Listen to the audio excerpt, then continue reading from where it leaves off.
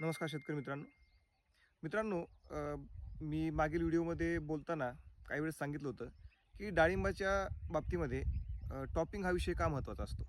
म्हणजे आपण त्याला आपल्या भाषेमध्ये शेंडे खोडणे असं म्हणत असतो. तर आम्ही आज आमच्या 6 महिने पूर्ण झालेल्या डाळिंबाच्या बागेत आहोत. तर त्याची जे ओव्हरऑल त्याची वाढ जर पाहिली आणि त्याची जी शेंडे खुडत आम्ही 15-15 दिवसानंतर रेग्युलरली शेंडे खुडत राहत होतो. त्याच्यामुळे त्याची काडी आणि खोडाची ताकद मी तुम्हाला प्रत्यक्ष दाखवेल, की कशाप्रकारे झालेली आहे. आणि जर आपण ते शेंडे तसेच म्हणजे वेळोवेळी नाही खुडले, तर त्याच्या काडीमधली ताकद ही थोडी एवढी स्ट्राँग होत नाही, एवढी बळकट काडी होत नाही. तर तुम्हाला मी प्रत्यक्ष दाखवतो. शेतकरी मित्रांनो, हे तुम्ही पाहू शकताय. हे आमचं एक याला खोड धरलेलं आहे आम्ही. आम्ही एकच खोड सांभाळणार आहोत आणि याला आधार काठी वगैरे काहीच दिलेली नाही आणखी. तुम्ही पाहू शकता याची काड्यांची साईज तुम्ही पाहू शकताय. हे 6 महिने नुकतंच या आमच्या प्लॉटला पूर्ण झालंय आणि तुम्ही याचं एक ओव्हरऑल याची वाढ तुम्ही पाहू शकताय.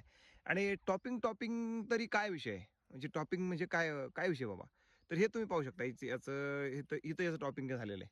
आता तुम्हाला हे काळी लक्षात येईल. इथे पाहू शकता तुम्ही. इथे 2 ज्या ठिकाणी फांद्या फुटतायत, तिथे आपण त्याला स्टॉप केलेलं आहे. त्याच्यावरती इथे पहा. हे पण तसंच केलेलं आहे. ह्याने होतंय काय पहा, ह्या ज्या इकडच्या ब्रँचेस आहेत, इकडच्या ज्या फांद्या येत आहेत याला, त्या एकदम स्ट्राँग येत आहेत आणि याचं स्ट्राँगनेस तुम्ही पाहू शकता याचा. किती स्ट्राँग याच्या काड्या येत आहेत आणि पूर्ण झाडांचं एक स्ट्राँगनेस पण तुम्ही एक याचं पाहू शकता मित्रांनो. टॉपिंग महत्त्वाची आहे. वेळोवेळी टॉपिंग आणि वॉटर शूट्स आपण पाहू शकता. इकडे वॉटर शूट्स पण आमच्या इकडे बिलकुल वॉटर शूट्स आम्ही ठेवत नाही आणि त्याला क्लीन करत 15 दिवसांना क्लीन करत असतो मित्रांनो. धन्यवाद.